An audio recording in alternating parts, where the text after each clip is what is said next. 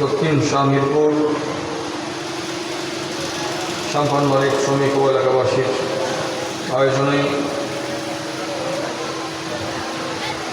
মহাপবিত্র জশ্নে ঈদে মিলাদুন নবী সকলে উৎসাহে পড়ি সাল্লাল্লাহু আলাইহি ওয়া আলিহি ওয়াসাল্লাম উদযাপন উপলক্ষে আজকের এই চতুর্থতম আয়োজন। আজকের মাহফিলের সম্মানিত সভাপতি জনাব আলহাজ মোহাম্মদ সৈয়দ সাহেব, বিশেষ মুকররের হজরাত রয়েছেন উত্তমপাড়া বাইতুল আমান জামে মসজিদের খতিব মুকররম মুজাহিদ আহলে সুন্নাত হাফিজ কারি মাওলানা মোহাম্মদ মুনিরউদ্দিন কাদির সাহেব দাওয়াত বালু মুসজিদ মজদুব। বিশেষ তাকরীর পেশ করছেন জাকিরপাড়া ওয়াজিদিয়া জামে মসজিদের খতিব মুকররম মুজাহিদ আহলে সুন্নাত হাফিজ মাওলানা মোহাম্মদ ইমাম হোসেন কুতুবী সাহেব মাদ্রাসাতুল আলী। আর রয়েছেন হাফিজ মাওলানা মোহাম্মদ মুহিবুল হাবিবুল মতিন সাহেব।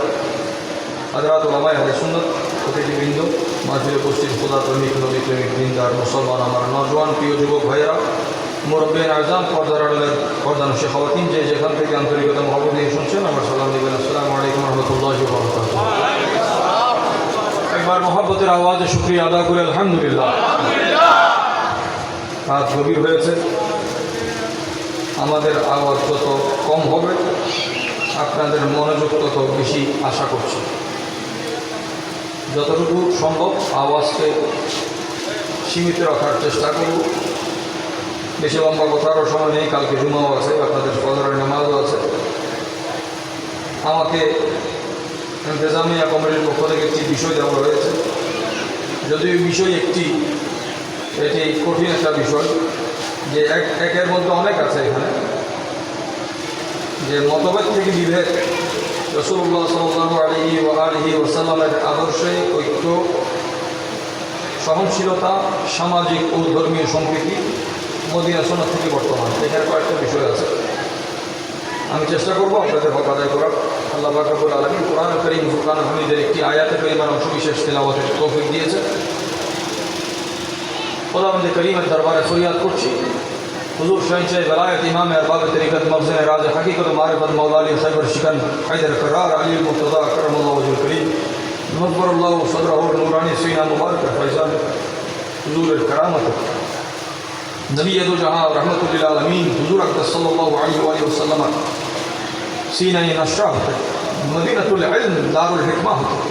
আল্লাহ পাকের আসমাউল হুসনার জলওয়াতে খলওয়াতে বরকতে আল্লাহ যথার্থ আমাদের বলার শোনা আমল করার তৌফিক দান করুন। যে আয়াতে কারিমা তেলাওয়াত হয়েছে কোরআন কারীমের 18 পারা 24 নম্বর সূরা 46 নম্বর আয়াতের শেষ অংশ। বরকাতান আমরা সম্পূর্ণ আয়াতটি সম্মিলিতভাবে তেলাওয়াত করব, যাদের কষ্ট না হয় আমার সাথে তেলাওয়াত করবেন। বিসমিল্লাহির রহমানির রহিম। লাকাদ আনজালনা আয়াতিন মুবায়্যিনাতিন ওয়াল্লাহু ইয়াহদি মান ইয়াশা ইলা সিরাতিন মুস্তাকিম। সূরার নাম সূরা নূর, সূরার নাম সূরা নূর, সূরা নাম্বার 24, আয়াত নাম্বার 46, আয়াত নাম্বার 24 নম্বর সূরা 46 নম্বর আয়াতে আল্লাহ পাক রব্বুল আলামিন ইরশাদ করছেন, নিশ্চয়ই আমি নাযিল করেছি এমন আয়াত, যেই আয়াত সুস্পষ্ট। বাইয়িনাত এমন একটা শব্দ যেখানে কতটুকু স্পষ্ট, বলে যার উপরে আর স্পষ্ট হওয়ার সুযোগ নেই, এতটুকু প্রকাশ্য দলিল, আয়াত, নিশানা, নিদর্শন আমি নাজিল করেছি। এখন দলিলে কোনো সন্দেহ নাই, দলিল স্পষ্ট ক্লিয়ার আছে, কিন্তু এই ক্লিয়ার দলিল মানার জন্য একটা ক্লিয়ার দিল দরকার। দিলও ক্লিয়ার দরকার, নিয়ত যার ঝামেলা আছে, আয়াত ক্লিয়ার আছে, দলিল ক্লিয়ার আছে, কিন্তু ঝগড়া চাইলে করতে পারে। কোরআনুল কারীমে আল্লাহ পাক রব্বুল আলামিন সূরা আলে ইমরান আছে, আমি বেশি দলিলের দিকে যাব, 18 নম্বর সূরাতেও আছে, 3 নম্বর সূরাতেও আছে। আল্লাহ পাক ইরশাদ করছেন, এটা আমি এমন কিতাব দিয়েছি যে কিতাবে কোনো বক্রতা নাই, ব্যাস নাই, জড়তা নাই, জটিলতা নাই, কিন্তু যাদের দিলের মধ্যে ঝামেলা আছে, যাদের রোগ আগে আসে, দাওয়া পরে বানাই। রোগ জাহেলিয়াত একটা রোগ, আমার নবী শেফা হয়ে এসেছে। হুজুর এসেছেন আইয়ামে জাহেলিয়াত নাই, এবার আইয়ামে নুরানিয়াত হয়ে গেছে। নবীজি না আসলে আমাদেরকে মানুষ জাহেল রাখে, নবীজি আসার কারণে আমাদেরকে মানুষ আলেম রাখে। কি রাখে বলে? আপনারা মাদ্রাসায় পড়েছেন বলে, কিন্তু মাদ্রাসায় নয়, হুজুরের কলমা যারা পড়েছে তারাও আলেম।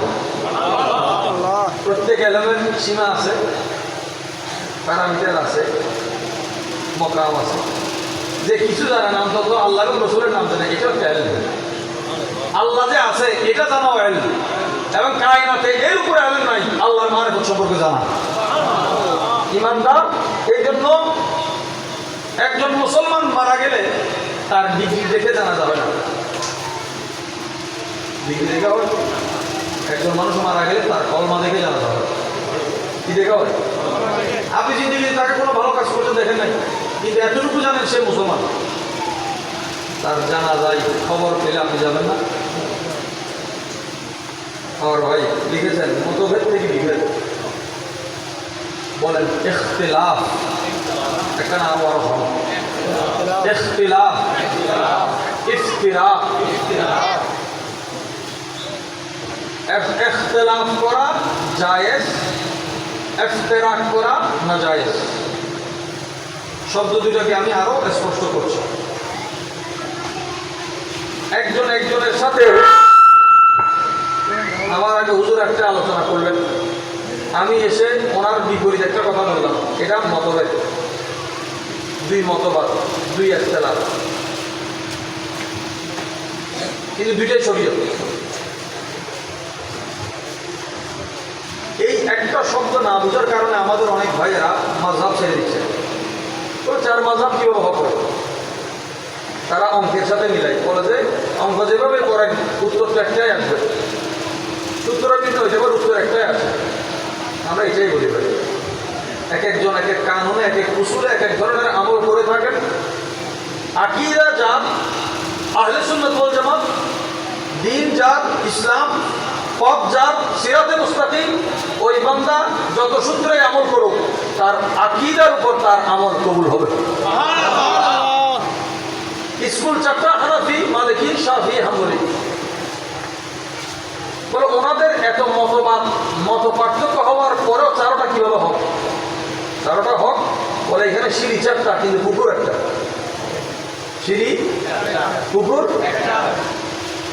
যারা গ্রামগঞ্জ থেকে শুরু, এখন তো পুকুরও শহর বন্দরের মানুষ আস্তে আস্তে দেখবে না, আগামীতে মানুষ পুকুর দেখবে ইউটিউবে, বলে গুগলে সার্চ করো পুকুর কাকে বলে। আপনি যেখানে গোসল করেন দেখবেন প্রতিদিন গোসল করলে আপনি একই ঘাটের একই অংশ গোসল করতেছেন। মানুষের একটা ফিতরত, মানুষ একটা ঘাট খালি থাকলেও চতুর্দিকে নামে না, আপনি যেদিকে নামেন কিন্তু সেদিকে নামেন। আপনি যেখানে কাপড় রাখেন, আপনি আপনার ওয়াশরুমে যদি গোসল করেন, বাথটাবে বা বাথরুমে গোসল করতেছেন, সেখানে যদি আপনি ওই হ্যাঙ্গারের মধ্যে আপনি কাপড় রাখতেছেন, ওইটা রাখারও ধরন কিন্তু এক ধরনের। আপনার রাখার ডিজাইন থেকে আপনার পরিবার বলতে পারবে এই কাপড়টা কে রেখেছে, এটা নিশানা। তার মানে আমাদের প্রত্যেকজনের, প্রত্যেক বান্দার ভিতরে একটা আলাদা ফিতরত আছে, স্বভাব। এটা আমার অজান্তে যে কাজটা আমি করি সেটাই আমি। মানুষ আসার কারণে আমি চুপিটা দিয়ে বসলাম, এটা আমি নই। আমি ভিতর থেকে যা, ভিতর থেকে আমি কি বলে নিজের অজান্তে আমি যা, তাই আমি। এটা হচ্ছে অস্তিত্ব। মত পার্থক্যের পরে যখন ইখতিলাফ হয়, আমার নবীজি ইরশাদ করেছেন উম্মতের মধ্যে মতবিরোধ হওয়া এটা রহমত। সুবহানাল্লাহ। মতবিরোধ হওয়া, মতবিরোধ মানে মারামারি না, আগে শব্দটা বুঝতে হবে। ইমাম সাহেব নিয়ত করলেন একা একা কে ইমাম হইতে পারে, পিছনে কি লাগবে? এখন পিছনের প্রথম কাতার কিলা, এক কাতারে 20 জন মানুষ আটে, এখন মানুষ হলো 30 জন, তাহলে 20 জন যদি সামনে যায় বাকি 10 জন আচ্ছা, প্রথম কাতার আলাদা, এবার কোন কাতার শুরু হচ্ছে? আচ্ছা, মানুষ যদি 40 জন হয়, দ্বিতীয় কাতার দিলাম, 50 জন হলে এবার কোথায় চলে গেছে? আচ্ছা, এবার যদি 100 কাতারও হয়, ইমাম কত? জমা কাতার। এই কাতার যে বলা হচ্ছে, প্রথম কাতারের পিছনে যারা আছে তাদের নামাজ কি হচ্ছে না? দ্বিতীয় কাতারের পিছনে যারা আছে তাদের নামাজ কি হবে না? তাহলে তারা তো একই কাতারে নাই। পিছনকে বলা হয় খালফ। কি বলা হয়? খালফ থেকে ইখতিলাফ। খালফ থেকে যে এক মতের পিছনে আরেক মত, মানে উনি একটা কথা বলেছেন, মাসালা বলেছেন, এটা এক কাতারের মাসালা, আমি একই বিষয়ের উপর আরেকটা মাসালা বললাম, এটা আরেক কাতারে। তো প্রথম কাতারে সব বেশি না শেষ কাতারে সব?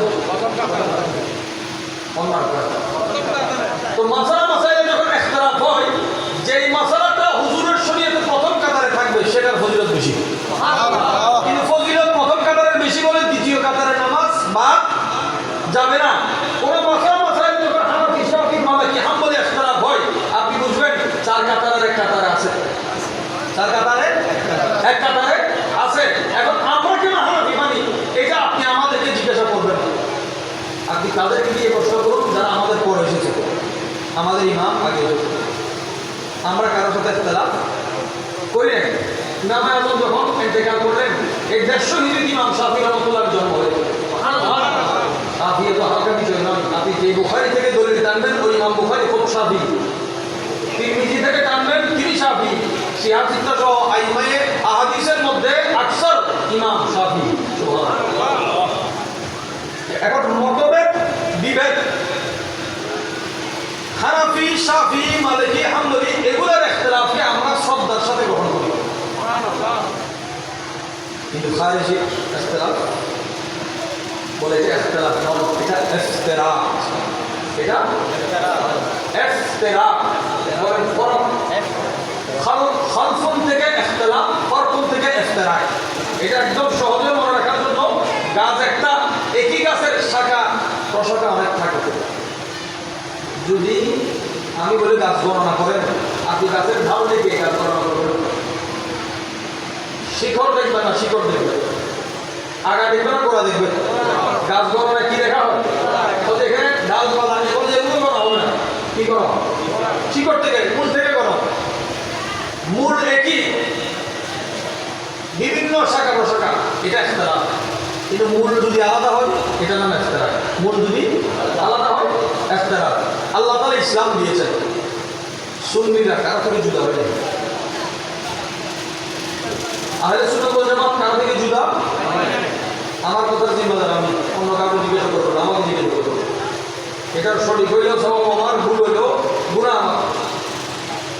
আল্লাহ তাআলা বলেন, ইন্না দীনা ইনদাল্লাহিল ইসলাম। মনোনীত ধর্ম একমাত্র কি? এই ইসলামের সব হচ্ছে ঈমান। ইসলামের বেজ হচ্ছে ঈমান। ইসলামের বেজ হচ্ছে ঈমান। কিভাবে ইসলামের বেজ ঈমান? বলে বুনিয়াল ইসলাম আলা খামস। 5 জিনিসের উপর ইসলাম দাঁড়িয়ে আছে। একটা হচ্ছে লা ইলাহা ইল্লাল্লাহু মুহাম্মাদুর রাসূলুল্লাহ সাল্লাল্লাহু আলাইহি ওয়া সাল্লাম, এটার শাহাদাত। এটা তারপরে নামাজ, তারপর যাকাত, তারপরে রোজা, তারপরে হজ। নামাজ আমরা সাধারণত বলি নামাজ, রোজা। কোরআনে পাক যাকাতকে নামাজের সাথে উল্লেখ করেছে।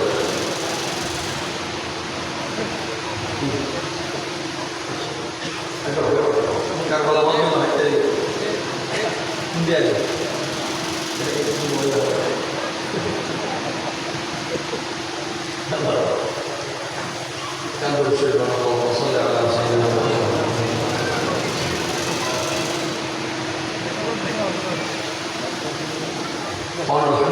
আলহামদুলিল্লাহ।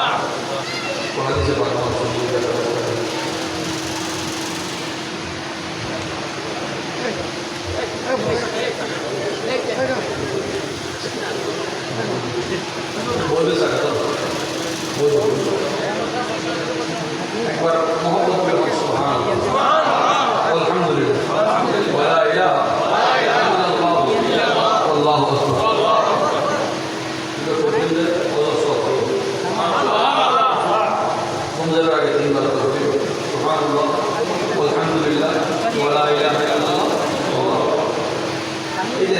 আসবে।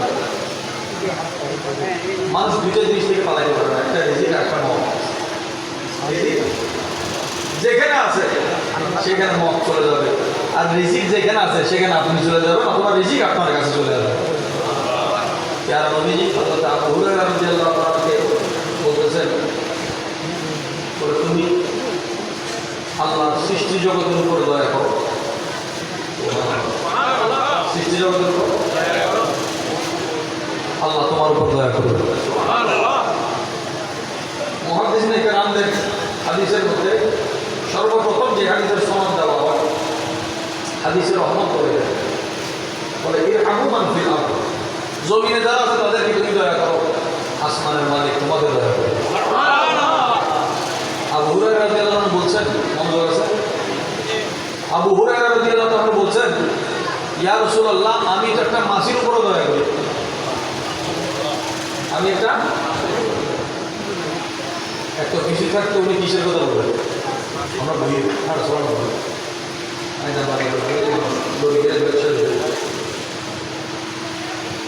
মাছির উপর কি দয়া? বলে মাছি ধরা যায় না, মাছির চোখের পর্দা নাই, মাছি কিন্তু চতুর্দিকে দেখে। মাছি গ্রামে যে সমস্ত মানুষ পুরা থানা খবর রাখে তাদেরকে ভাবো মাছের চোখ, কি চোখ? চতুর্পাশ থেকে দেখা এই ক্ষমতা আল্লাহ তাকে দিয়েছে, কিন্তু ওই মাঝে যখন পানিতে পড়ে দুর্বল হয়ে যায়, বলে ইয়া রাসূলুল্লাহ, কোনো পানিতে যদি কোনো মাছি পড়ে আমি তাকে বের হওয়ার জন্য সাহায্য করি। এতটুকু একটা আমল, এটাকে আমরা আমাদের চোখে নেকি হিসেবে ধরি না, আমল হিসেবে বুঝি না, ইমানের সাথে এটার সম্পর্ক বুঝি না। দয়াল নবী কামলিওয়ালা রহমতে দু আলম হুজুর আকরাম সাল্লাল্লাহু আলাইহি ওয়াসাল্লাম ইরশাদ করছেন, আবু হুরায়রা, আল্লাহ তোমার উপর দয়া করুক। কাজ বড় না ছোট? বলে কাজ ছোট, কিন্তু ছোট কাজ যদি আল্লাহ পছন্দ করে, ছোট আর ছোট নাই, আকবর হয়ে যায়। হয়ে যায়। এখানে একটা মশালা আছে, আমল বড়, কবিরা গুণা করছে, হাসরের মাঠে উঠে দেখবে যে এটা সগীরা। অনেক মানুষ সগীরা গুণা করলো, হাসরের মানুষ হাসরের মাঠে উঠে দেখবে যে কবিরা। কারণ বলে সগীরা গুণাকে যে ভয় পায়, এমন মানুষ যদি কবিরা গুণাও করে ফেলে, আল্লাহ তার দিলের তাকওয়ার কারণে কবিরাকে সগীরা করে দেয়।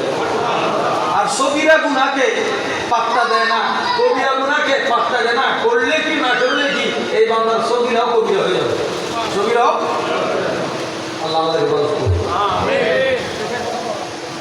তো দয়া যে করে সে দয়া পায়, যে দয়া করে না সে দয়া পায় না। ইখতিলাফ এবং ইফতিরাকের সাথে দয়াটা কি? এখন তো আমরা কথাগুলো বলতেছি, এটা একটা এহসান। আমি এখানে কাউকে কাফের মুশরিক ফতোয়া দেওয়ার জন্য আসিনি, এটা ফতোয়ার মাত্র না, জরুরত নাই। আল্লাহ তাআলা ইসলাম দিয়েছেন, ইসলামের ভিত্তি কয়টা? প্রথম নম্বর ঈমান। প্রথম নম্বর ঈমান। ঈমান ছাড়া আর বাকি যে চারটা আছে, নামাজ, নামাজ, রোজা, হজ এবং যাকাত সবার উপর ফরজ। যার তৌফিক আছে, মানিস্তাতা ইলাইহি সাবিলা, 18 পর্যন্ত যার খরচের ওই সমর্থ আছে, পরিবার যে আপনি হজে গেলেন, পরিবার ভিক্ষা করবে, হজ হবে না। পরিবারের ইজ্জতের খেয়াল রাখতে হবে, আপনার যাতে সবর ঠিক রাখতে হবে।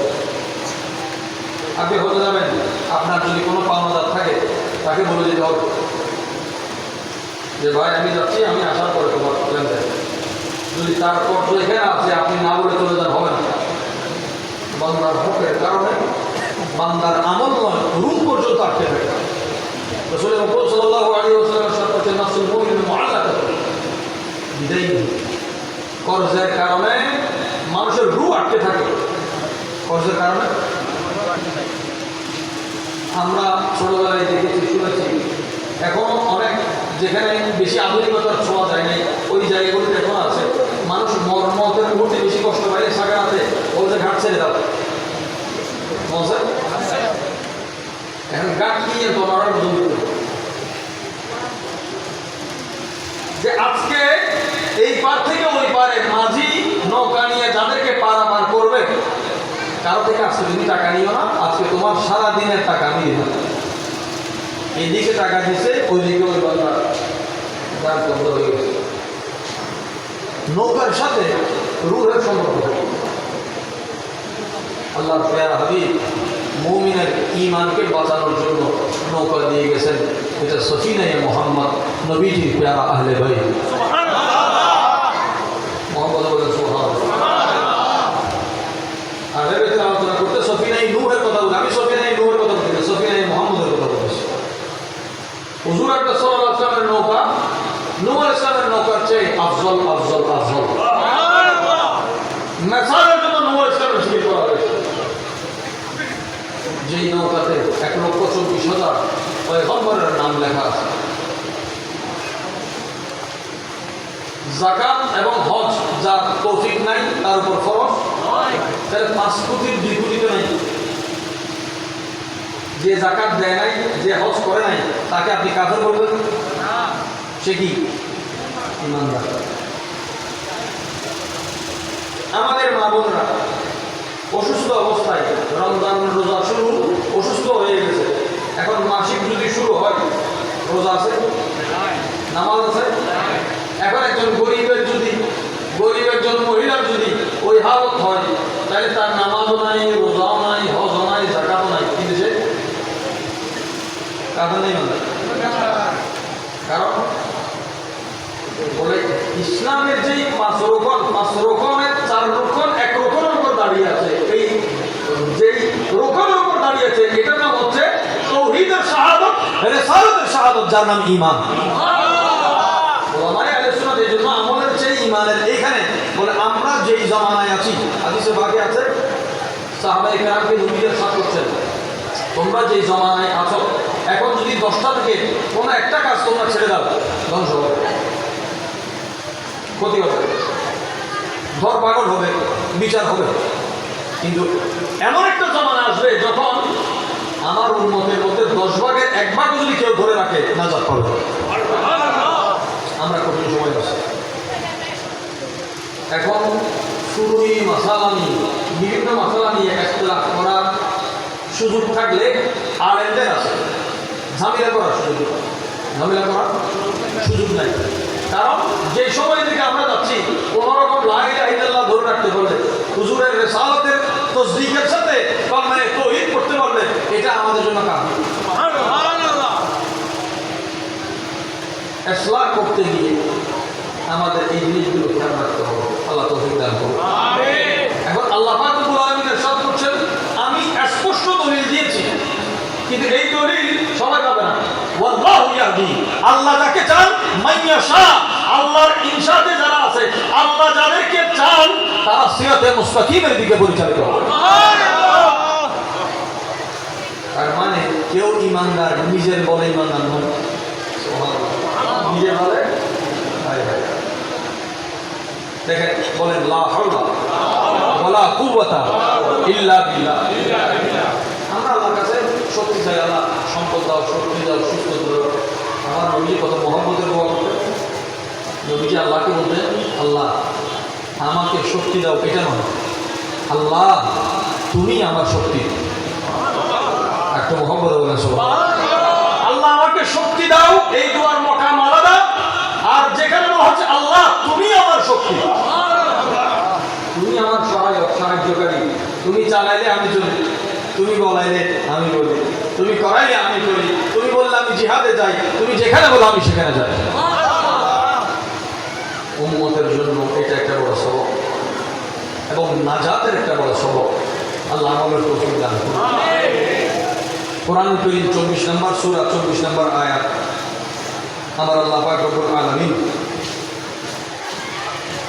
বলেন, বিসমিল্লাহির রহমানির রহিম, ইয়াউমা তাশহাদু আলাইহিম আলসিনাতুহুম ওয়া আইদিহিম ওয়া আরজুলুহুম বিমা কানু ইয়ামালুন। বলে এমন একটা দিন আসবে যেই দিন বান্দার জিহ্বা, জবান তার বিপক্ষে সাক্ষী দেবে। আমার হাত আমার বিপক্ষে। আল্লাহু আকবার। জগতে আপনার কি আছে? বলে আমি তো আমার আপন। এই আমি একটু যে শরিয়ার নিয়ে আছে ম আছে, শরিয়ার সাথে মর কোনো মিল থাকবে না, জুদা জুদা হয়ে যাবে। সবাই সাক্ষী দিবে, হাতে বলে দিবে আল্লাহ এই গুণা করছে, চোখ বলে দিবে এই গুণা করছে। সেই দিনটা বড় ভয়ঙ্কর। এই কঠিনতর দিন মুহূর্তে সুন্দর হয়ে যাবে যখন পেয়ারা নবীর শাফাতের দোয়া। যেই মতভেদ আল্লাহ এবং রসুলের মহব্বতের মধ্যে আছে। আমার নবীজি মদিনাতুল মুনাওয়ারায় যাওয়ার পরে 9 জন স্ত্রী একজন আরেকজনের সাথে ইখতিলাফ করে, কি নিয়ে? নবীর মহব্বত নিয়ে। কি নিয়ে? হুজুরের মহব্বত পাওয়ার জন্য প্রতিযোগিতা হয়। প্রতিযোগিতা মানে একসাথে একই বাঁশি দেওয়ার সাথে সাথে সবাই দৌড়ায়, খেলা চলতে হবে।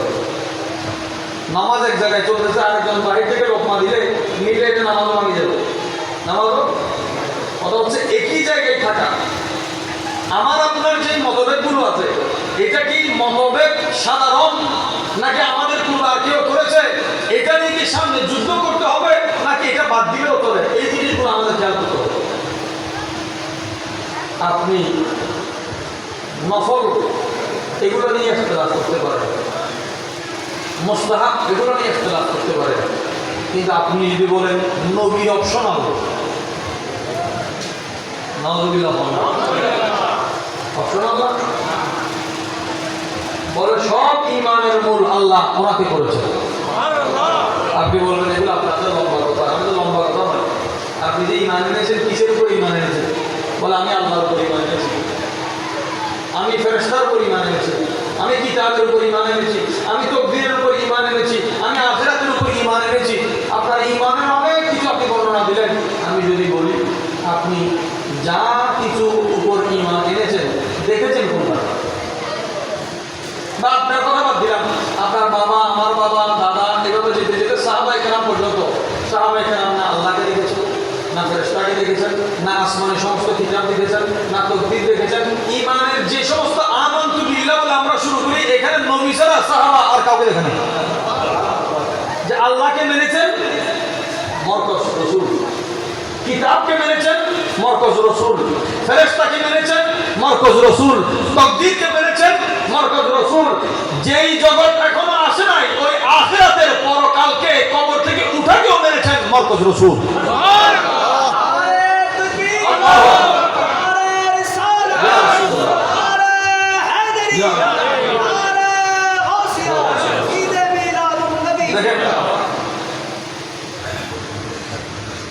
দ্বিতীয় বিষয়ে আসি, হুজুরের আদর্শে ঐক্য, সহনশীলতা, সামাজিকতা এবং ধর্মীয় সম্প্রীতি।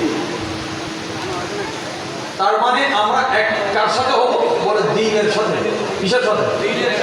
তাই এখন দ্বীনের সাথে যদি এক হয়, অন্য ধর্মের মানুষ থাকলে আপনার গ্রামে আপনি কি করবেন? এই জুব্বা টুপি পরে তো মানুষ এখন অন্য ধর্মের মানুষের উপর জুলুম করার ফতোয়া দিয়েছে না, দেয় না? নেতাদেরকে মানুষ সম্মান করেনি, আওয়াজ দেন। এটা আপনাদের বিষয়, আমার বিষয় না। আমার হক আদায়ের জন্য আমার বলতো, নেতাদেরকে মানুষ গালি দেখে ঈদের আওয়াজ বড় গিয়ে রাসূল মকবুল সাল্লাল্লাহু আলাইহি ওয়াসাল্লাম নিষেধ করেছেন যারা ক্ষমতায় থাকে তাদেরকে গালি না দিতে। ক্ষমতা মানে সরকার নয়, আপনার এটা সংগঠন, এটা সামাজিক সংগঠন, এটা রাষ্ট্রীয় সংগঠন, এটা ধর্মীয় সংগঠন, যারা দায়িত্বে থাকে এদেরকে শুদ্ধ করবেন, পরামর্শ দিবেন, কিন্তু গালি। এই কথা বলে রাসূল করিম সাল্লাল্লাহু আলাইহি ওয়াসাল্লাম যে জিনিসের তালিম দিচ্ছেন, বলে উম্মতের মধ্যে এমন কিছু উম্মত আছে যারা কবর থেকে উঠার পর সমস্ত নবীরা ওই উম্মতের সাথে মুসাফা করবে।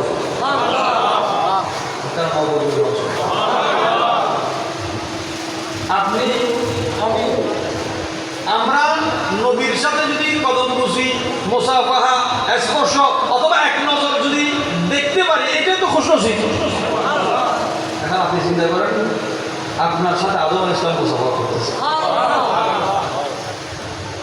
আপনার সাথে নূহ আলাইহিস সালাম, আপনার সাথে ইব্রাহিম আলাইহিস সালাম, ইদ্রিস আলাইহিস সালাম, ইসমাইল আলাইহিস সালাম, ইসহাক আলাইহিস সালাম, ইয়াকুব আলাইহিস সালাম, ইউসুফ আলাইহিস সালাম, আইয়ুব আলাইহিস সালাম, আল্লাহর প্যারা হাবিব সহ সমস্ত পয়গম্বরের নূরানি সোহবত আপনার উপর।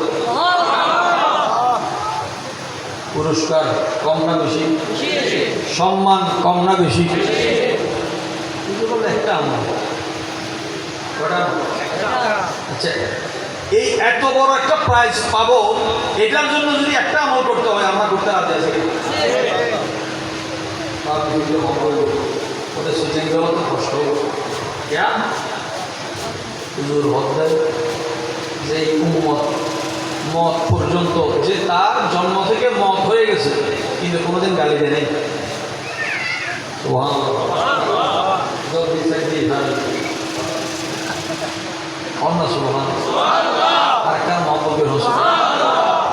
যেই উম্মত জিন্দগিতে গালি দেয় নাই ওই উম্মতের সাথে নবী এবং রসুলগণ মুসাফা করবে। সারা বাংলাদেশে যদি গোটা বাংলাদেশে যদি গাইড হয়ে যায় 15 টাকা তো সদর দেবে। দুইজন জিনিস আলাদা আছে, একটা নদী গাইড আর একটা নদী বাইক।